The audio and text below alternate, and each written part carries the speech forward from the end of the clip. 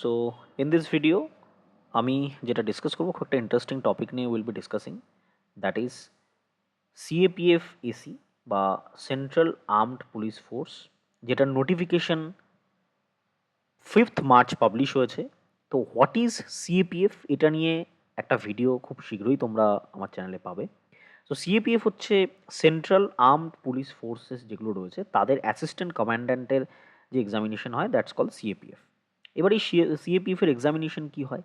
খুব সিম্পল একটা এক্সামিনেশন হয়, যে এক্সামিনেশনটা পেন পেপার মোডে হয়, অর্থাৎ অফলাইন এক্সামিনেশন হয়, এবং ইউনিয়ন পাবলিক সার্ভিস কমিশন বা ইউপিএসসি এক্সামিনেশনটা কন্ডাক্ট করে, যেটার নোটিফিকেশন এখন পাবলিশ হয়েছে এবং ফর্ম ফিল আপ চলছে। এবার ইউপিএসসির যে কোনো এক্সামিনেশনের ফর্ম ফিল আপের জন্য প্রথমে তোমাকে ওটিআর বা ওয়ান টাইম রেজিস্ট্রেশন প্ল্যাটফর্মে রেজিস্টার করতে হবে, তারপরে ম্যান্ডেটারি ডকুমেন্টস দিয়ে তোমাকে অ্যাপ্লাই করতে হবে। এবার সিএপিএফ এর এলিজিবিলিটি কী কী রয়েছে, কবে থেকে কবে অবধি ফর্ম ফিল আপ করতে পারবে?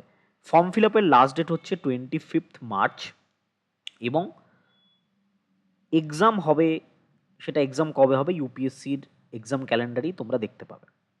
এবার বিষয়টা হচ্ছে যে এখান থেকে কিভাবে আমরা সাবমিট করব। 25th মার্চ বিকেল 6টা অবধি সাবমিট করতে পারবে।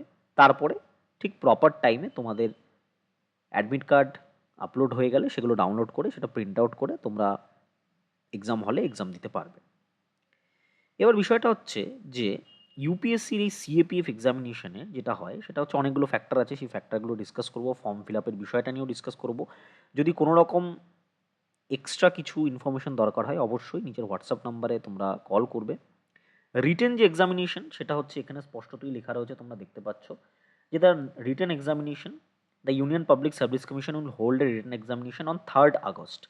3rd আগস্ট তোমাদের এই যে রিটেন এক্সামিনেশন এটা হবে, এবং border security force BSF, central reserve police force CRPF, central industrial security force CISF, Indo Tibetan border police ITBP and সশস্ত্র সীমা বল, এই কটা এজেন্সি বা এই কটা প্যারামিলিটারি ফোর্সের অ্যাসিস্ট্যান্ট কমান্ড্যান্টের কিন্তু পোস্টে এই পরীক্ষাটা নেওয়া হয়।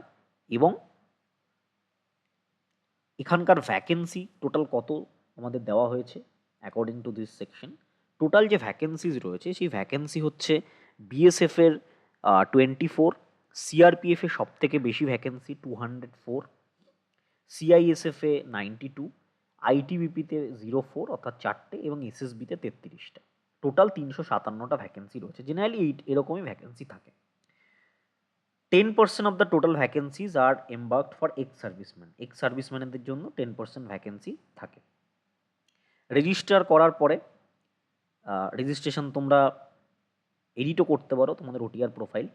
এবার আরেকটা ইম্পর্টেন্ট জিনিস, ফর্ম ফিল আপের বিষয়টা আমি ডিসকাস করব। সম্পূর্ণ ফর্ম ফিল আপের প্রসিডিওর ডকুমেন্ট সবই উইদিন 2 days তোমাদের কাছে চলে আসবে ভিডিওস রূপে, এবং আমার চ্যানেল অবশ্যই সাবস্ক্রাইব করে রেখো সেই ভিডিওটা পাওয়ার জন্য।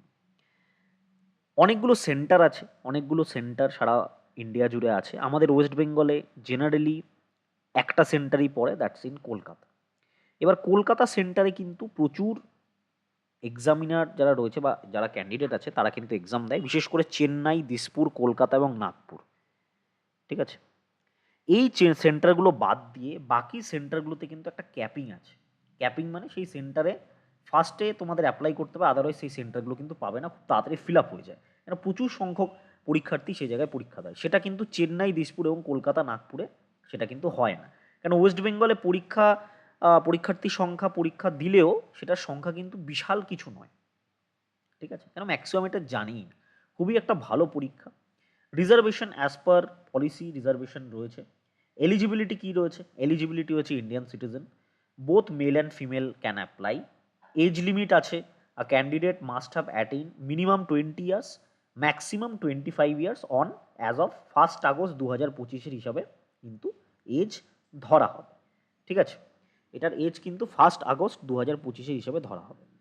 আপার লিমিট যেটা রয়েছে 5 ইয়ার শিডিউল কাস্ট, এসসি এবং এসটিদের জন্য, 3 ইয়ার্স হচ্ছে আদার ব্যাকওয়ার্ড ক্লাস বা ওবিসি, এবং আদার যারা রয়েছে তাদের জন্য total relaxation claimed on account of government service কিন্তু 5 ইয়ার্স অবধি দেওয়া হবে। Other as per norms relaxation, age relaxation রয়েছে। তোমরা ফর্মটা ফিল আপ করো, এডুকেশনাল কোয়ালিফিকেশান হচ্ছে minimum educational qualification bachelor's degree. তোমাকে ব্যাচেলার ডিগ্রি হতে হবে, কিন্তু result or candidate who intended to appear such qualifying examination will also be eligible. Candidate who appeared as at an examination the passing of which would render them educationally qualified, যদি ধরো তারা একদম final সেমিস্টারের examination বা final ইয়ারের এক্সামিনেশনের জন্য বসে থাকো, মানে এক্সামিনেশন দিয়ে দিয়েছো কিন্তু এখনও রেজাল্ট হাতে পাওনি, তারাও অ্যাপ্লাই করতে পারবে। কিন্তু সেটা এক্সামের যখন ডকুমেন্ট ভেরিফিকেশন হবে তার আগে মধ্যে কিন্তু তোমার রেজাল্টটা তোমার সেখানে শো করতে হবে, ফাইনাল রেজাল্ট যেটা। ফিজিক্যাল স্ট্যান্ডার্ড কিছু রয়েছে এখানে, যেগুলো নিয়ে আমি পরে ডিটেল ডিসকাস করব। এবার বিষয়টা হচ্ছে যে সিলেবাস কী কী রয়েছে, ওভারঅল সিলেবাস কী, প্রিভিয়াস ইয়ার কোয়েশ্চেন অ্যানালিসিস, কীভাবে সম্পূর্ণ ফর্ম ফিল আপ করবে, এই টোটাল ডিসকাশনটা আমি আমার চ্যানেলে একের পর এক ভিডিওর মাধ্যমে আনবো, কাইন্ডলি ভালো করে দেখবে, ঠিক আছে। রিটেন এক্সামিনেশন, এখানে সিলেকশন প্রসিডিওর কী রয়েছে। রিটেন এক্সামিনেশন 3 আগস্ট হবে, দুটো পেপার হয়, পেপার 1 পেপার 2। পেপার 1-এ জেনারেলি থাকে অবজেক্টিভ, আর পেপার 2 হচ্ছে ডিসক্রিপটিভ হয়। তো ডিটেল ডিসকাশন তোমরা পাবে, এবং ফিজিক্যাল এফিসিয়েন্সি টেস্ট যেটা পিইটি হয়, এই পিইটির মেজারমেন্ট কী থাকে, মেলস ফিমেলসের ডিফারেন্স হয়।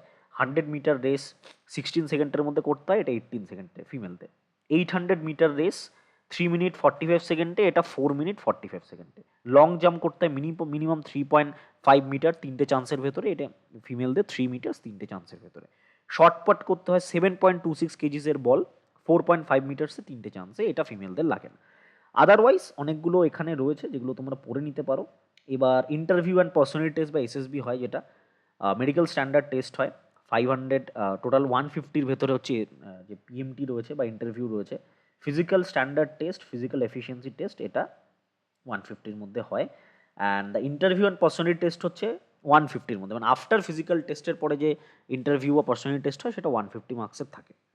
কী কী পেপার রয়েছে, ওভারঅল সিলেবাস সবই এই চ্যানেলে পাবে, তো কাইন্ডলি সাবস্ক্রাইব করে রেখো। এবং কোনো রকম তোমার যদি কমেন্ট থাকে, কোনো রকম কোয়ারিজ থাকে, let me know in the comment box. Thank you.